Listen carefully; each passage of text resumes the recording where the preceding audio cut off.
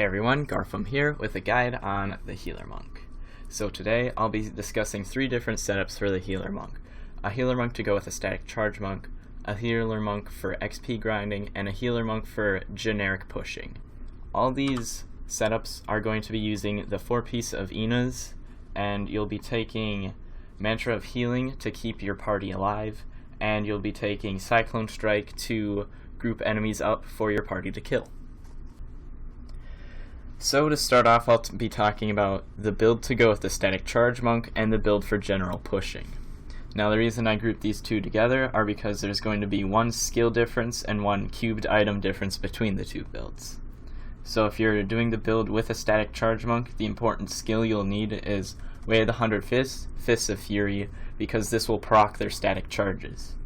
And in the cube, you'll be taking Illusory Boots or a Leoric's Crown. Now if you're just doing general pushes without a Static Charge Monk, the important skill you want to take is Blinding Flash with Soothing Light. This increases your life per second after using Blinding Flash, and to go with Blinding Flash, you'll be taking Laws of Seth, which restores spirit after using Blinding Flash, so that'll become your generator. So now for the performance of the build. The Healer Monk is basically a required setup for all group play, whether it's for pushing or for grinding XP. It's going to be used in the top Greater Rift group pushes, and it's used for the most efficient XP farming. So for group pushes, for 2, 3, and 4 players, I imagine the end of the season leaderboards, the top spots looking like 85s for 2 players with a Healer Monk, 87s for 3 players with a Healer Monk in the mix, and for 4 players, 89 or a 90 with a Healer Monk in the mix as well. And then of course for XP grinding, the Healer Monks are used for pretty much any difficulty you can handle, whether it's like 50s and upwards, so anywhere between 50 and like 73, 74 is what people are currently using for XP pushes. The Healer Monk will be used for those. In my personal experience testing the build, I partnered up with a Static Charge Monk for 2 players, and we pushed a 71 and we got it down in 4 tries. So it shows how well that duo is actually working out. So now into the items you'll need for the build. Off to the left, I'll have the stat priorities. You're going to want to focus on life per second, vitality, all resist, and cooldown reduction where you can get those. So for this, we'll talk about the sets first. You'll want for your weapon, Born's Furious Wrath, and for your shoulders, Born's Privilege. The reason you want this is for both the set bonuses, 15% extra life, cooldown, and increased bonus XP. That's more used for the XP farming build, but the percent life and cooldown reduction are still good for the pushing build. Moving on to the Ina's set, you'll want to take the Ina's Helmet, the Ina's Chest, and the Ina's Gloves. Now you want this for both the bonuses again, for the 2 and the 4 set bonuses. The 2 set bonus is your base mantra is doubled in its effectiveness, and your 4 set is you get all of your mantras up at once, so this is to help support. And more importantly, it works with Mantra of Healing Sustenance to greatly increase that life per second that you're giving to your group. The last set you'll be using is Captain Crimson's, so you'll be taking the Captain Crimson's pants and the Captain Crimson's belt. And this is to get more life per second from the 2nd set bonus and cooldown reduction, and then the 3rd set bonus also gives you a little bit more all resist, and the reduced resource cost reduction is not really needed, just getting it for the all resist. Now for your offhand, you're going to want to take a Storm Shield. This is to boost your tankiness it'll just boost your tankiness by so much due to the secondary here that reduces damage from melee attacks by between 25 and 30%. For your boots, you'll want to take the Crudest Boots, which gives you a 2nd Mystic Ally, which doubles the effectiveness of that ally. And we're going to be taking Enduring Ally, which gives you life per second, and then it'll give you double that amount of life per second because you're wearing Crudus boots and you have 2 allies. For Bracers, you'll be taking Strong Arms just because you'll be pulling things in, and when they're hit by the knockback, they'll take more damage. For your rings, when you're pushing, you'll want to take the Oculus Ring and Rogar's Huge Stone.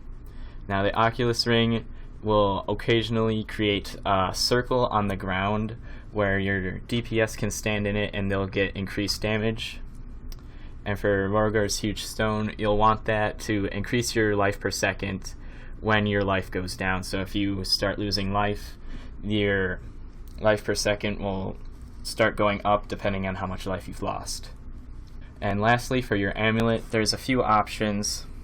You can take any of the elemental resistance amulets, so Countess Julia's, Zephyrian's, Mara's, any of those, or Eye of Etlish, or a Hellfire. For your legendary gems, you're going to want to take Esoteric Alteration, which gives you more all resist. Multi-Wildebeest Gizzard, this is super important. This is what you're going to want to focus on leveling up first if you're just starting your Healer Monk. It gives you an insane amount of life per second, so as you can see, at rank 71, I get 81,000 life per second from this gem. And then also, after not taking damage, you'll gain a shield, which also helps keep you alive. And then, if you're tanky enough with your setup, you can take Gem of Effacious Toxins to boost your DPS's damage. All enemies you damage take 10% increased damage from all sources. And if you're not tanky enough, you can swap out Gem of Effacious Toxins for something like Moratorium, where all the damage you take is staggered over a few seconds. So that'll help you from getting one shot. It'll lessen the impact of the first damage, so your life per second can help heal that back. And then there's a chance to just get rid of that damage entirely once you kill monsters. Now for your gem slots in your pants, you're going to want to take diamonds for all resist. In your chest, you're going to take diamonds for all resist. In your helmet, you're going to either want a diamond or an amethyst. A diamond for CDR to help get your Inner Sanctuary back up faster and your dashes back up faster. Or you'll take a amethyst to increase your percent life. And if you have a socket in your weapon, it's not entirely necessary, but if you want to, you can take an amethyst for life per hit. Now onto the cubed items. For your first one, you'll want to take Coven's Critian. You take 60% less damage from blocked attacks, just making you a whole lot tankier. And if you don't already have that, a nice secondary option would be Vigilance. Getting hit has a chance to automatically cast Inner Sanctuary. Now onto the second cubed item. Like I said earlier, it'll depend on which build you're trying to go for. If you're going without a static monk, you'll want to go with Laws of Seth to restore spirit on using Blinding Flash. Otherwise, if you do have a static monk with you, you'll want to take either a Leorc's Crown or Illusory Boots. That's pretty much up to your discretion. And for the last thing in the cube, you'll want to take Ring of Royal Grandeur. This is absolutely necessary with the amount of sets you're going to be wearing. You're taking 2 piece of Borns, 3 piece of Ina's, and 2 piece of Captain Crimson's, and you want to get the set bonuses for 1 more in each of those sets, so Ring of Royal Grandeur is absolutely necessary. Now onto your skills. Again, the first skill is going to depend on which setup you're going for. If you're going with a static charge monk, you want Ways of the 100 Fists, Fists of Fury, to proc their static charge. And if you're going without a static charge monk, you want Blinding Flash, Soothing Light, to increase your life per second after using Blinding Flash, and of course for the CC. For your second skill, you're going to want Inner Sanctuary for Forbidden Place. This increases you and your group's tankiness if they're standing in it, and it also increases the damage enemies take that are standing in it and reduces their movement speed. You'll also want Cyclone Strike with Implosion. This is just to pull enemies in, and the rune expands that to a bigger radius. You'll want to take Dashing Strike, Blinding Speed. This is for movement, so when you're pulling things in, you'll often get stuck, and if you want to skip a pack, you're going to need Dashing Strike to get out. And you take Blinding Speed just for that dodge chance after using Dashing Strike. You'll also need Mantra of Healing with Sustenance. It's very important to take Mantra of Healing and Sustenance. Sustenance rune is just going to double the amount of life per second that the mantra gives, and you can also activate the mantra to give you and your party a shield, which will also help keep you guys alive. You also want to take Mystic Ally, and you'll want the Enduring Ally, which increases your life per second, and that also goes with your Crudus Boots to get 2 of those to double that life per second that you're getting from the Enduring Ally. Onto the passive skills, you'll want Beacon of Ytar to reduce all your cooldowns. That's to get Inner Sanctuary and your dashes up faster. Harmony, this gives you more all resist. You also want Chant of Resonance. This increases your spirit per second, as well as reducing the cost of activating your mantras, which you should be doing quite a bit depending on what kind of monsters you're fighting. And Resolve, the damage you deal reduces enemy damage by 20%, so this is obviously just to make you and your group tankier. Onto the Paragon points, you'll want to max out Spirit and Move Speed. I only took 30 points because I have some move speed on my boots already, but you'll want 25% in total, and then put the rest into Vitality because you won't need the Dex for damage. Vitality will give you a lot more toughness than Dex will, so put it into Vitality since you're just supporting. For offense, just focus on CDR first and then attack speed, and the crits are not required, but you might as well put points into them if you have them. For defense, you'll want to get life regeneration first, so get that life per second maxed out. Then focus on all resist, then life, and then armor last. And for utility, you'll want life on hit first, then resource, cost reduction, and lastly area damage, and then gold find. Now for area damage, if you're experiencing server side lag, you'll want to put 0 points into area damage, since area damage is just one more thing that's adding an extra calculation for the server to do, which causes lag.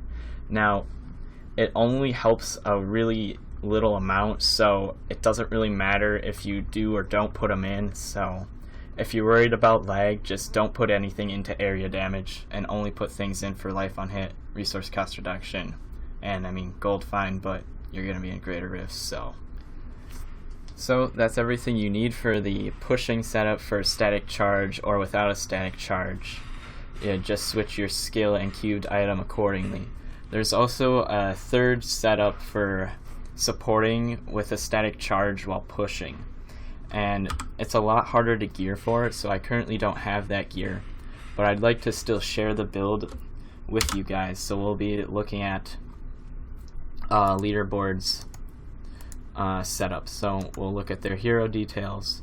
So basically what this setup is doing, it's doing the same thing, just more efficiently. So they're taking Fists of Fury to proc static charge, but they're taking items that greatly increase their attack speed so that they can proc it even faster than they normally would with the tankier setup.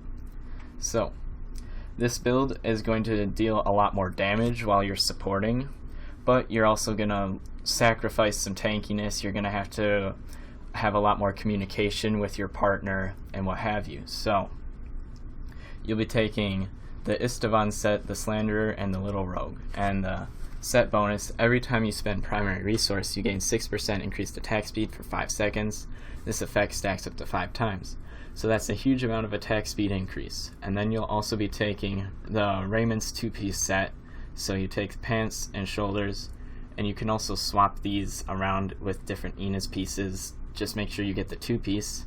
So, the 2-piece set. Your generators have 25% increased attack speed and 300% increased damage. So you will be taking that for the increased attack speed on your generator to proc static charge even more often.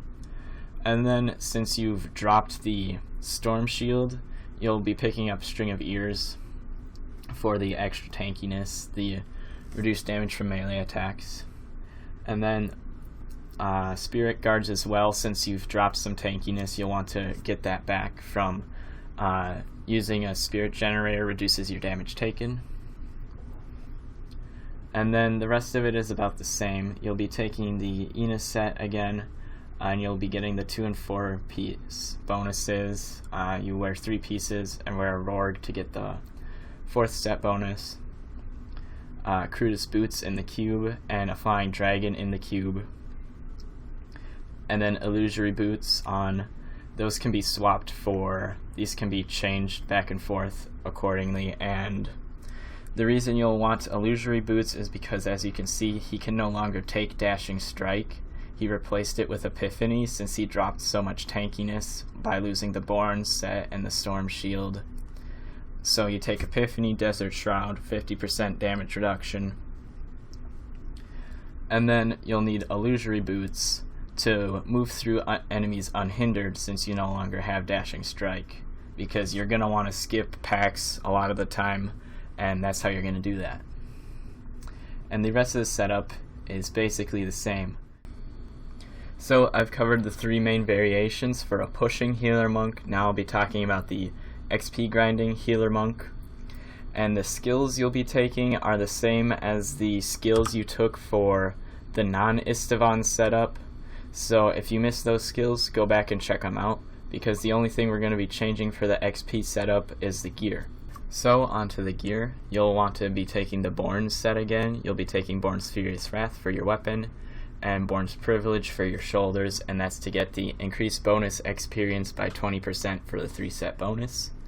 For your boots, you'll be taking Kane's Travelers, and for your gloves, you'll be taking Kane's Scrivener, and that is for the 3 set bonus, increased bonus experience by 50%. Then you'll be taking Enos set, so you'll be taking Enos chest, belt, and pants. And similar to the other build, the reason for taking this is to get that life per second and keep your group alive while healing them. For your offhand, you'll be taking the Storm Shield to make yourself tankier and keep you alive, just like the previous build. And you'll be taking Strong Arms again to increase the damage for things knocked back. And then for your amulets, you can take any of the resist amulets. Eye of Etlish, or a Hellfire, or maybe even S of Johann if you want to test that out. And then onto your rings, you'll want Leoric's Signet. This is for the secondary increased bonus experience between 20 and 30%. And your other ring, you'll want a Hellfire ring for the secondary, increase your bonus experience by 45%. And lastly, for your helm, you'll want a Leoric's Crown with a ruby in it, so the Leoric's Crown to increase the efficiency of the gem, and then a ruby in it for the increased bonus experience. For your gems, again, it's very important to take Molten Wildebeest Gizzard for the life per second, and then Esoteric Ulceration for the all resist, and then Gem of Facious Toxins for 10% increased bonus damage to enemies that you damage. And for your pants, you'll want to put diamonds in for all resist, and for your chest, you'll want to put diamonds in for all resist. And for your weapon, you don't need a socket, but if you want to, you can put the Gem of Ease in there, or an amethyst for life on hit. And your cube will be mostly the same as it was before, so you can take Coven's Criterion for extra tankiness, or a Vigilance to drop more Inner Sanctuaries on being hit. Then your second one is going to depend again upon if you have a Static Charge Monk or not. If you don't have one, take Laws of Seth. If you do have one, take Illusory Boots, or take the Crudus Boots. Whoops, right there. And then you have to have Ring of Royal Grandeur for your last one. As for the skills and paragons for the XP Monk, it's going to be the same as the build I was talking about earlier that doesn't use the Istavans. So if you missed the skills or the paragons, you all want to rewind and go check those out. Otherwise, guys, I'm going to let a clip of my 71 duo push run in the background. Otherwise, let me know in the comments what you think of the builds. If you enjoyed the video, I'd really appreciate a like, and make sure to subscribe to see more guides and more Diablo news. Thanks for watching, guys, and have an awesome day.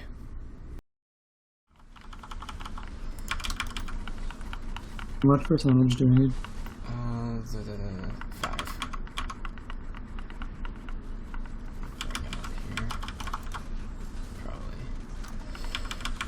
Oh, right. There's one that's like there. Okay. Yeah. It's not massive anymore, so it'll be fine. You'll have anything.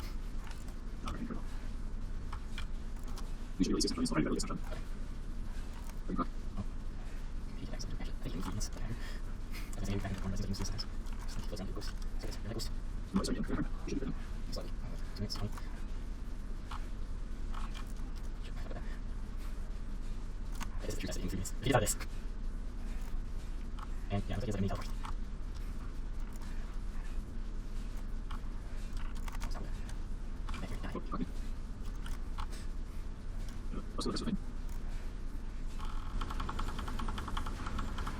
We have like 35 seconds to kill him. Next convention I might be able to kill him.